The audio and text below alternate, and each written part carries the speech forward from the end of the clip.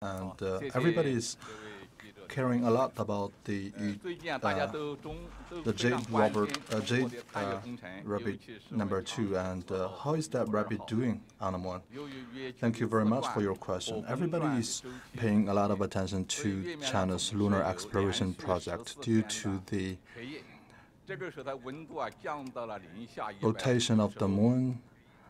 On the moon, there is always a night that lasts for 14 days, and during these 14 days, it's very cold and it's very challenging for the mechanical parts of our robots.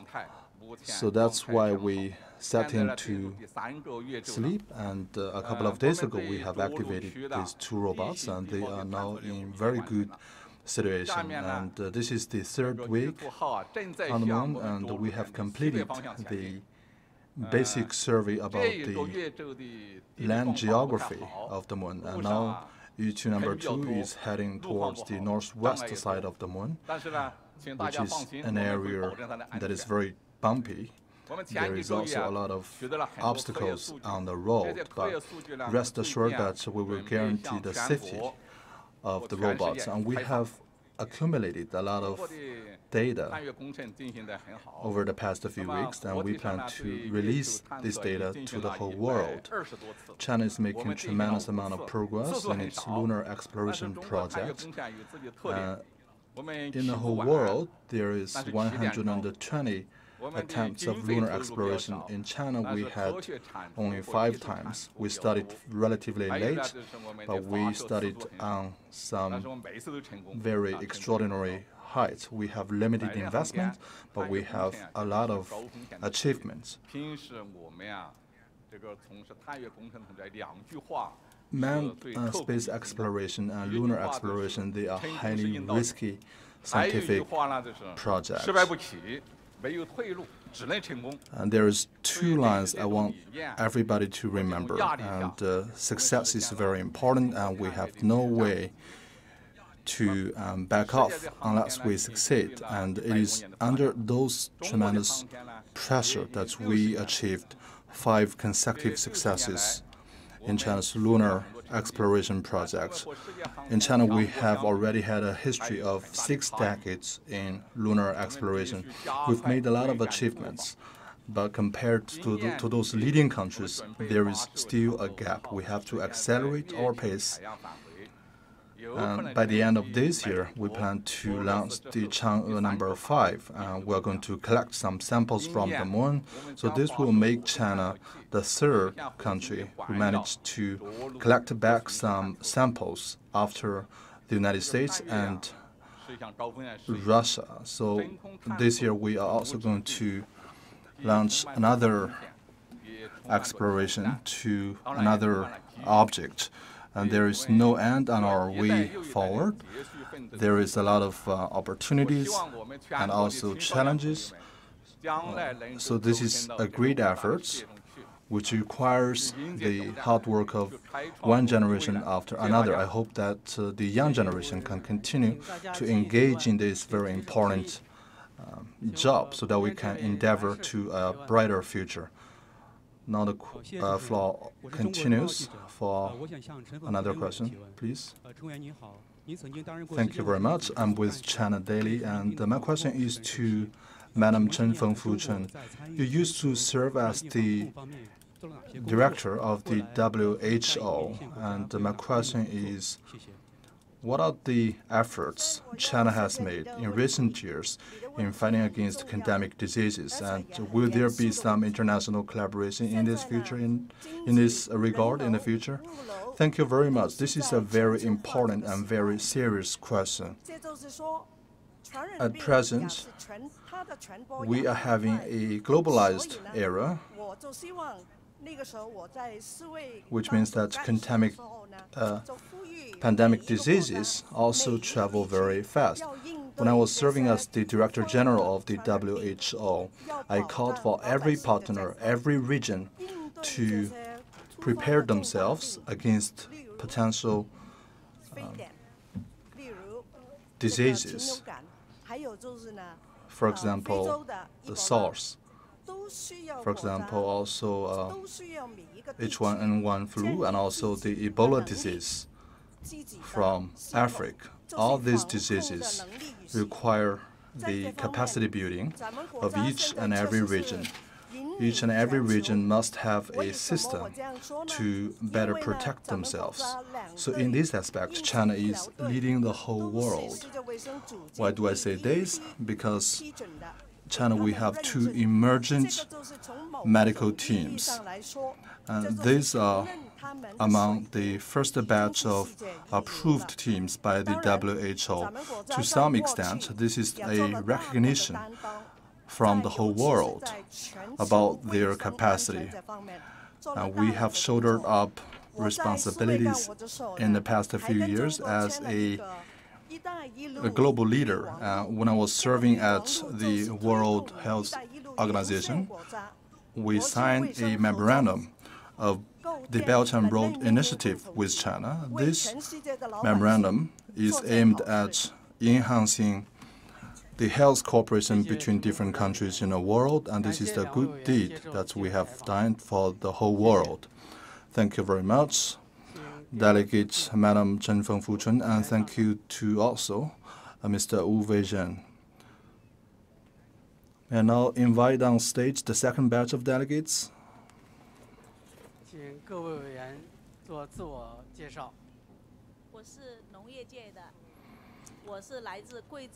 Can you now introduce yourselves? I'm from the agricultural field. I'm from Guizhou Province. I am the Secretary of CPC Yanbo Village Committee in Panxian County. Good afternoon. I'm from Zhang Yunyao. I serve as the President of the Research Academy of China Unicom. My name is Hai Xia. I'm a host of the CCTV. Good afternoon. My name is Wang Ningli. I'm now serving as the director of Chongzhen Hospital's Eye Center. Thank you. Now the floor is open for questions. The journalist in red, please. Thank you. I'm with China Central Television Network. My question is to Mr. Zhang. Now everybody is talking about 5G. There is a lot of media report. There is also a lot of public interest. So my question to you, Mr. Zhang, is what 5G can bring to the public and what changes are we expecting? Thank you for your question. 5G is a very hot topic now. In 25 provinces and municipalities, we are having trials. And last year's Spring Festival Gala and this year's 2 session have adopted 5G technologies. And we are going to enter into the new era of 5G. And we have to talk about 5G terminals. And there are 2 such terminals. First,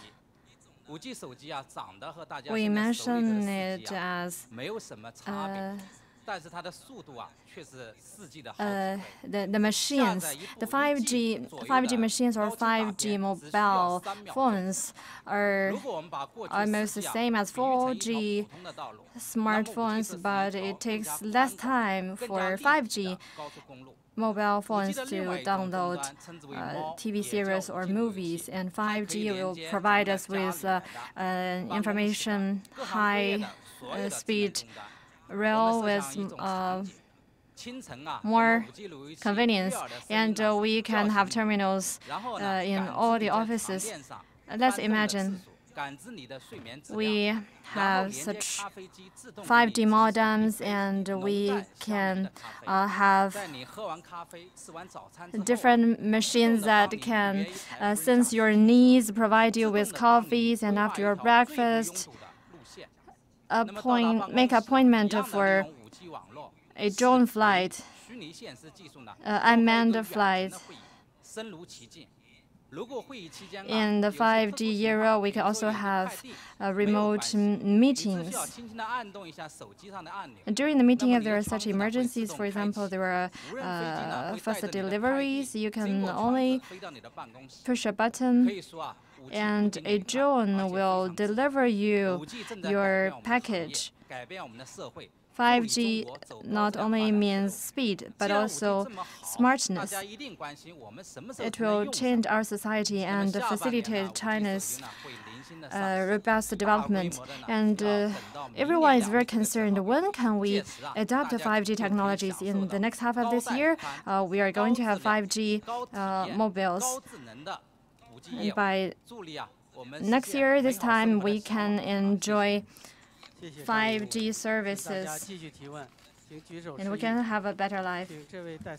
Thank you. Thank you, Member Zhang Yunyong. Okay, the journalist with the scarf.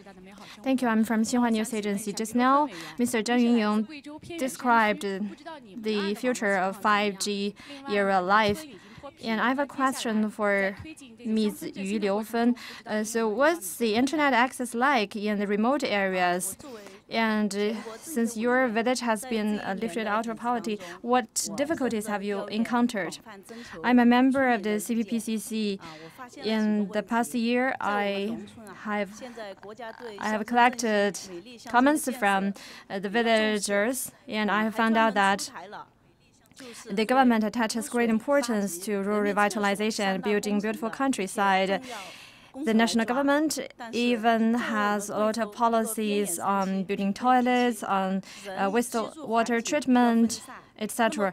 But as a remote village in Guizhou province, the villagers are dispersed, and we need to invest a lot to deal with wastewater and to build toilets. So I'm wondering if the government can have specific policies and measures for localities in remote areas. And I also noted that in many villages,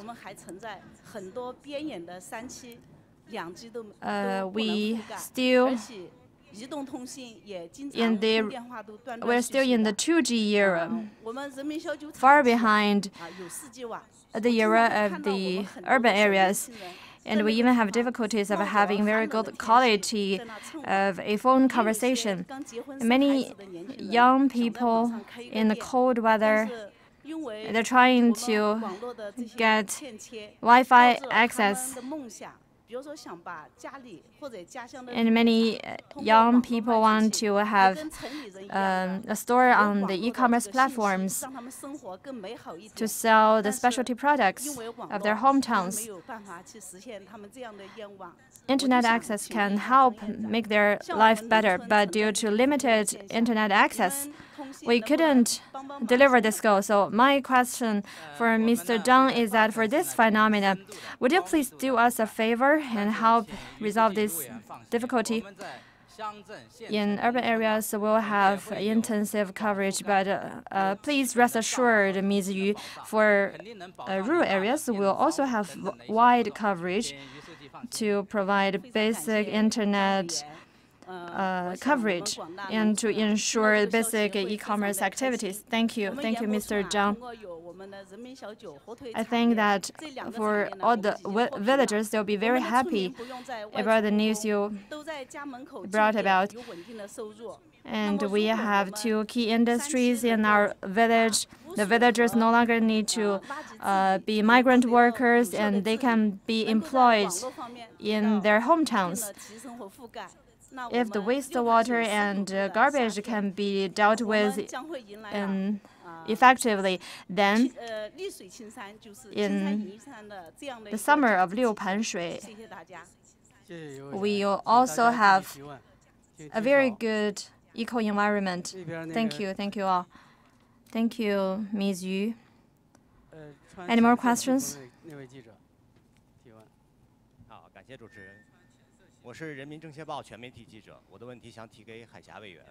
Thank you. I'm from the newspaper on CPPCC. Last year, on the first session of the 13th CPPCC, there was a concern about the fulfillment of last year's promise. So, Ms. Haixia, you are already a very experienced member of the CPPCC. So how about your fulfillment of your work in the past year? Okay, thank you for your question. Let me talk about my work fulfillment. I noticed a phenomenon that across the country, the coverage of Mandarin has reached 75%, but in remote areas, in poverty-stricken areas in the West, the coverage is not as much. But actually for the villagers, if they can learn Mandarin and they can be employed and help lift the whole family out of poverty. But there's a very important reason that they cannot learn Mandarin well, because they don't have quality teachers. Then how can we help them to have such training and have such teachers? I've been working on poverty alleviation through Mandarin popularization. Last year, the Central Television put many holes, and we recorded the demo for textbooks of elementary school and junior high school. I also invited many experts to read the classic poems and stories. Last year, on the Children's Day, we organized a function that we sing songs and we read textbooks together with children from remote areas. And at the scene of one activity, Tibetan children that numbered around 1,000 read that we are so proud that we are Chinese, and everyone at the site was deeply moved. The children from remote areas, they used to be very shy, but through several days of learning, they have gained confidence and they could communicate effectively. I recall that one kid came to me and she said that Beijing is such a large city. When I'm grown up, I want to come to Beijing and I go to university here and make my hometown a better place. In her dream, her hometown could have skyscrapers and airports. And I think this is not only her dream, but also her ambition. With this ambition, I'm very confident that he and his friends will build his home into a better place. I want to echo also Mr. Zhang regarding the question of 5G. I think we are already in an era of 5G.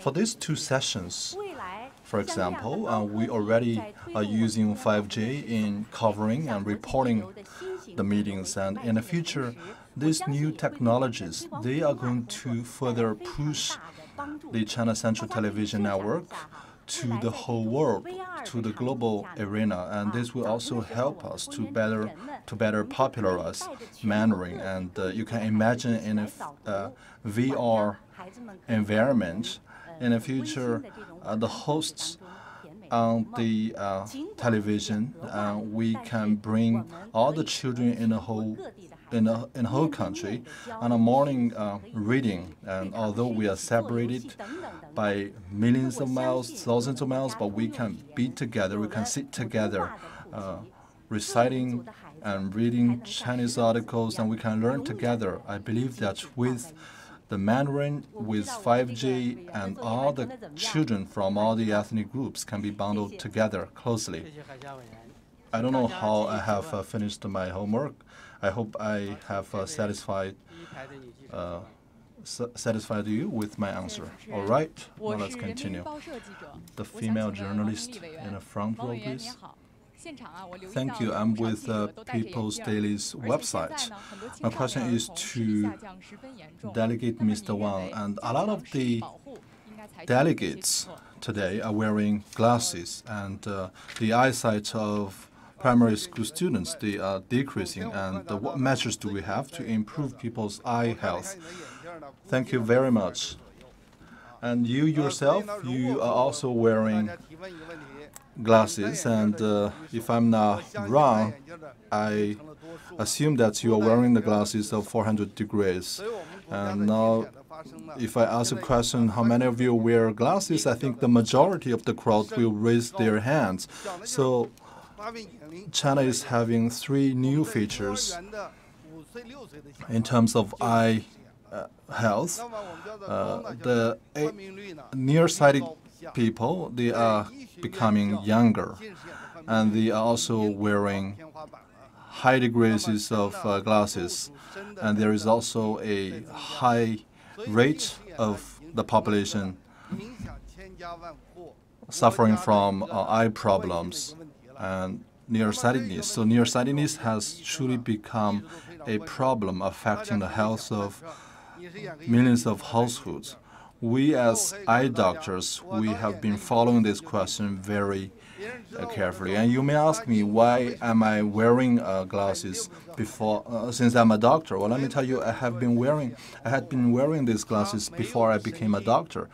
And some of you may doubt that I'm not a good doctor because I'm myself wearing glasses.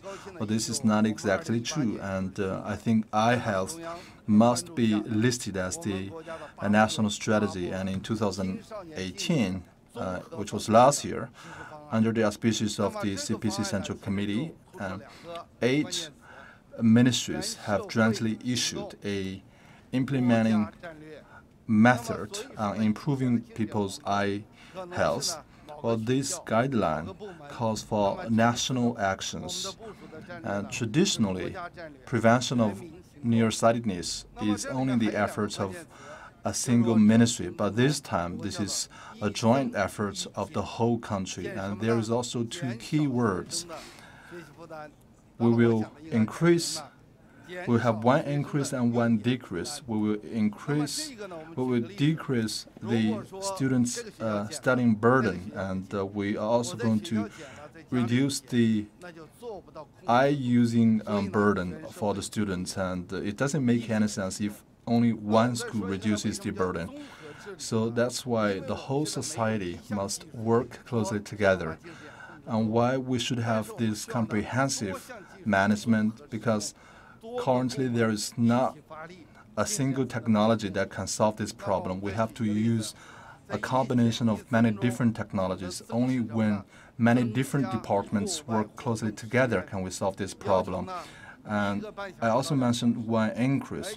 What is that? This is to increase the outdoor activities, and we request that each and every student should spend 1 hour and 1 hour and a half on outdoor activities, and we required a 10 minutes break between every class, and we also request at least half an hour of outdoor activities. This is not exactly right, and this 1 hour and a half outdoor activity, it must be coherent. It must be put as 1 chunk. So outdoor activity is very important. And this outdoor activity is 1 very important component of this comprehensive plan. And you have some of the people saying that there are this method and that method, but which method is the most effective? So we, as eye doctors, we are working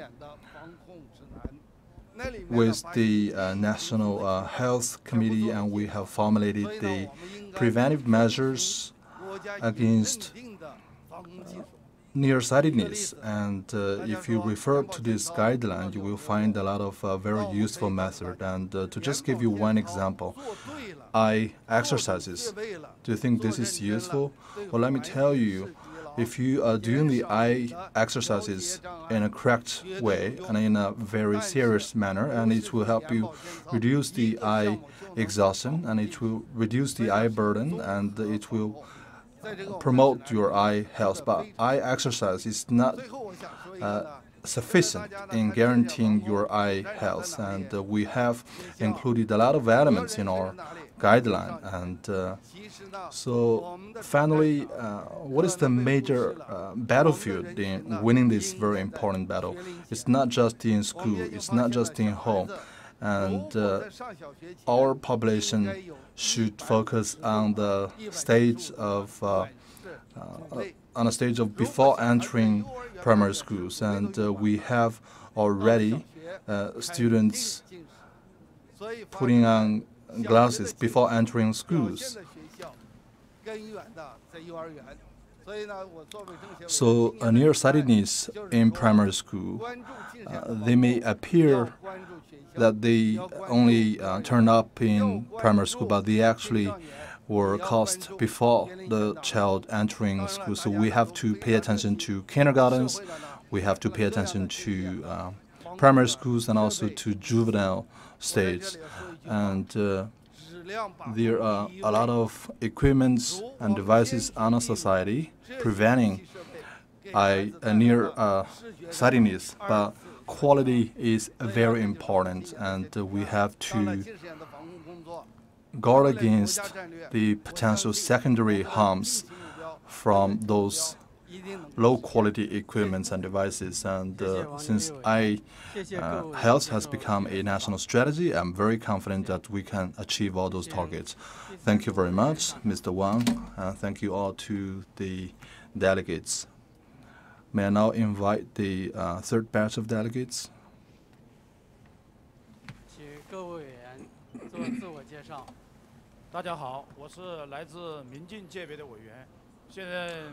Can you introduce yourselves? Good afternoon. My name is Pan Biling. I'm the Deputy Director of Hunan Provincial Environmental Protection Department. My name is Song Jizhong. I am the Vice Director of the Palace Museum. Good afternoon. I am Shi Yigong. I am the President of Westlake University. Now the floor is open for questions.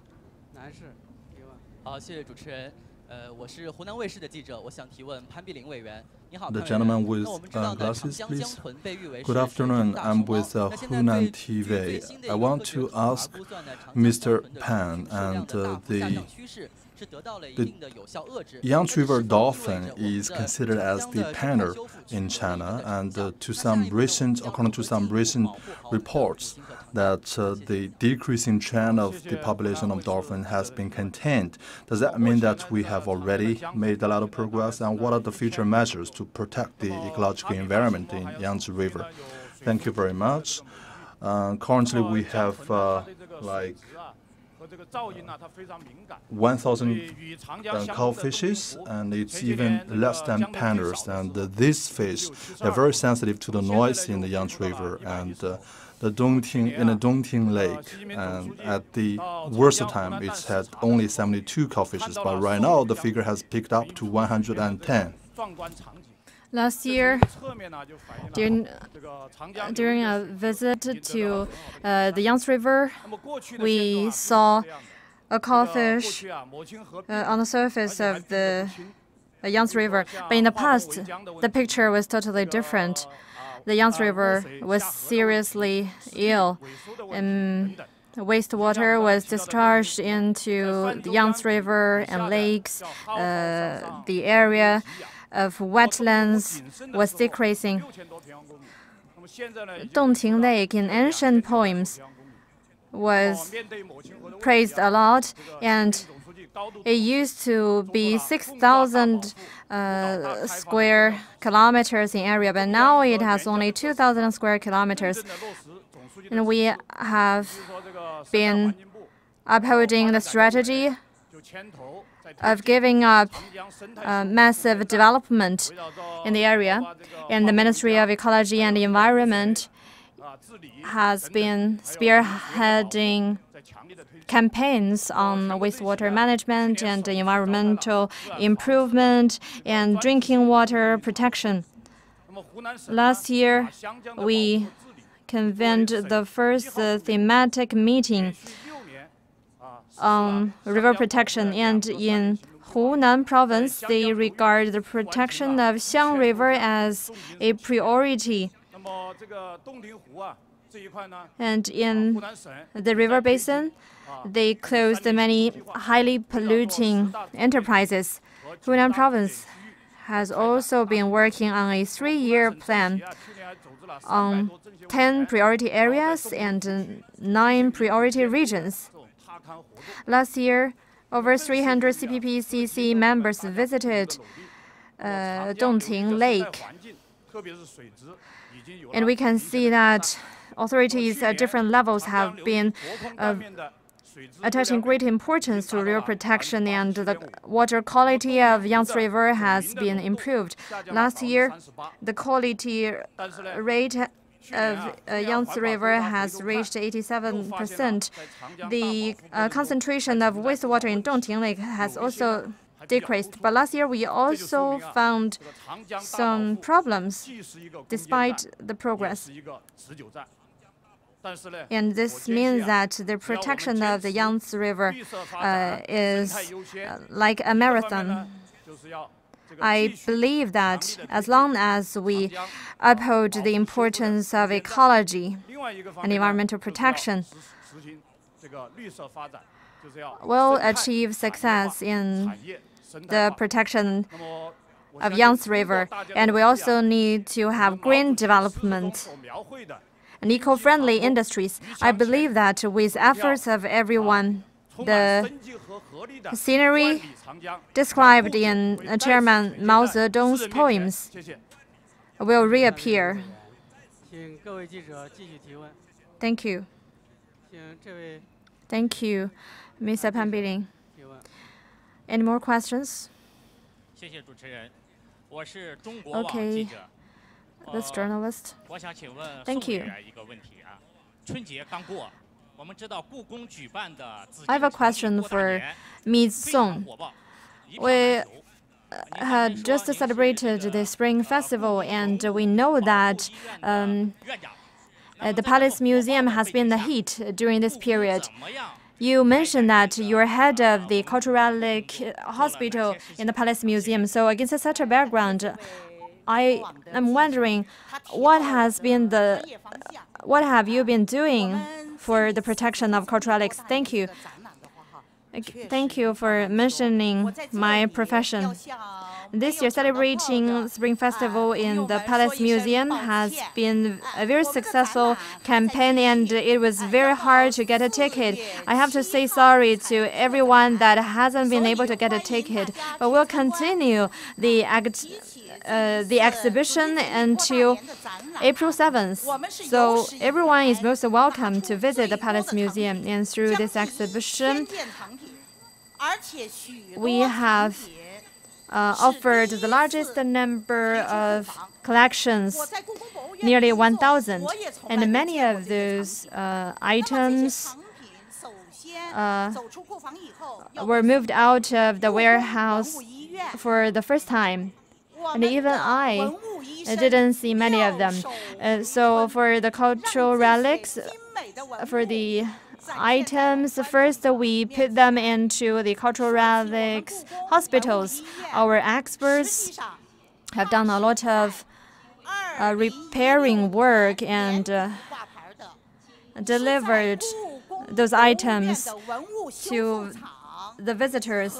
Actually, this cultural relic hospital was instituted in 2016, and it was established as a modern cultural relic hospital. It is also the first in China and in the world. We are so proud of this undertaking. In our hospital, we have 23 analysis and testing labs and 16 repairing offices.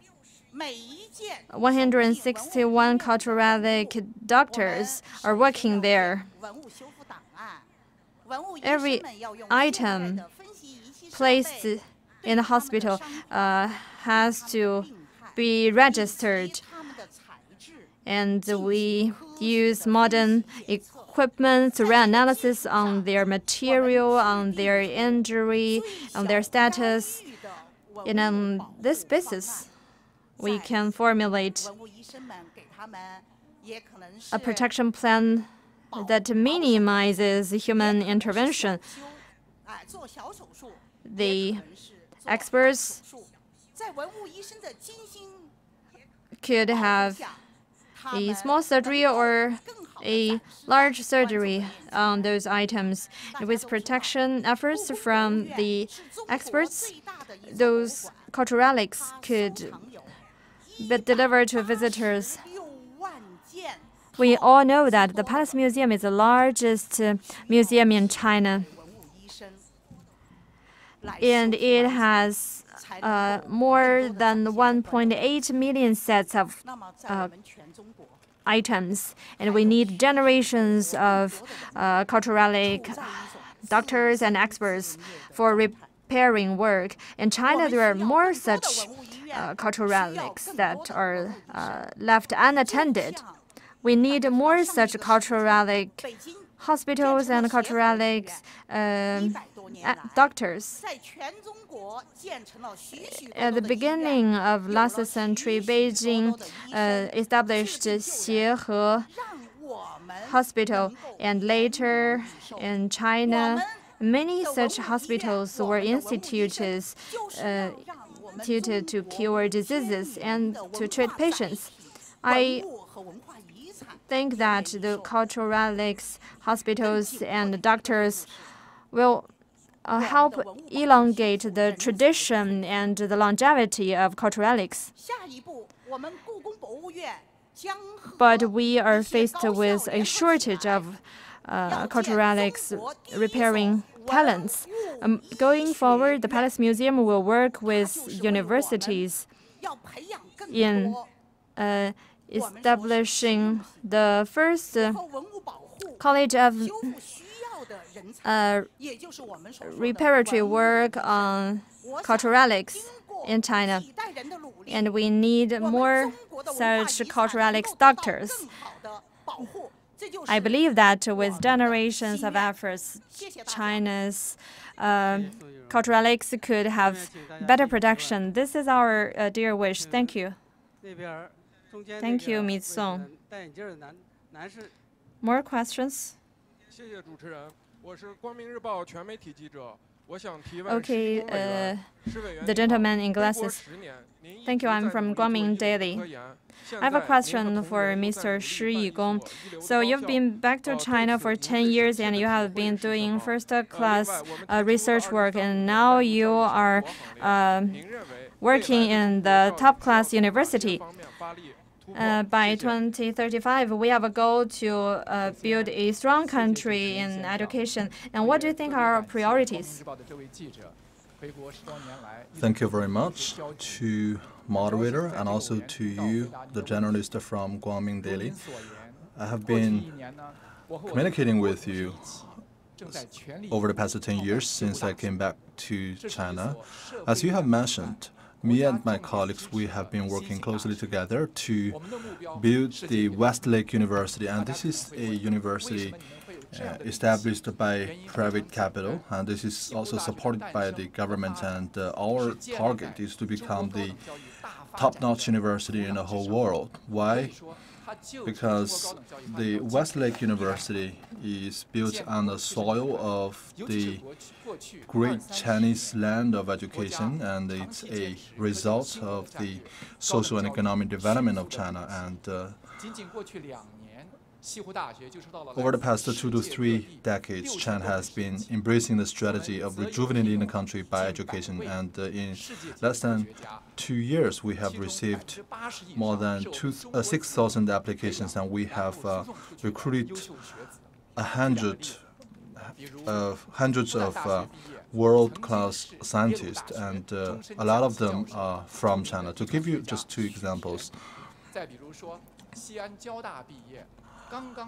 the famous genetic heritage expert who graduated from Fudan and has been lecturing in Yale University is now with us. And also Dr. Li Xiaobo is also with us. And we have countless such examples. And this is the result of the rapid development of China's higher education system. And this is why we are bold enough and we are confident enough to build a research type of new university. And the Westlake University is not just in line with our time, but also in line with the needs of education. As you know, China has made tremendous progress in science and technology, but in my own opinion and based on my own experience, China is still lagging behind in terms of basic science research. We need a lot of breakthroughs, and we need to have a lot of original researches. Our basic research falls short in meeting the needs of the society, and I can tell you that you can never buy those technologies. You have to create these technologies by yourselves, which means that we have to build a lot of very responsible and talented experts. To me, this is the direction of our efforts looking into the future, and this is also the purpose of the Westlake University. This is the mission on our shoulders. And I was not talking just about the dreams of scientists and educators, and this is the dream of each and every Chinese. Over the past 2 years, we have received thousands and millions of donations. And to give you one example, and we have a overseas Chinese, Mr. Zhou, who was originally from Wenzhou, and he traveled thousands of miles, and he gave us a donation from 33 overseas Chinese, and he is very supportive to the Westlake University. He has brought us actually the strong support from a lot of overseas Chinese. He also brought us the high expectations of overseas Chinese. And he said that we as overseas Chinese, we are living far away from our home, but we are also living very close to the frontier knowledge of the world. So on behalf of the Westlake University, I would like to pay my special thanks to all our donors. And I want to add one final thing, which is that as long as we work together, we will build China into a strong power of education, and we will help the Chinese nation to achieve its dream of rejuvenation as educators. Thank you very much, and thank you to all the 3 delegates. And now you can enter the meeting room. The interview at the hallway is now completed, and on the afternoon of March the 9th, we're going to have another hallway interview for delegates. And one final thing, after the opening ceremony, the first hallway interview for ministers will be held in the North Hall, and we look forward to seeing you again later. Thank you very much.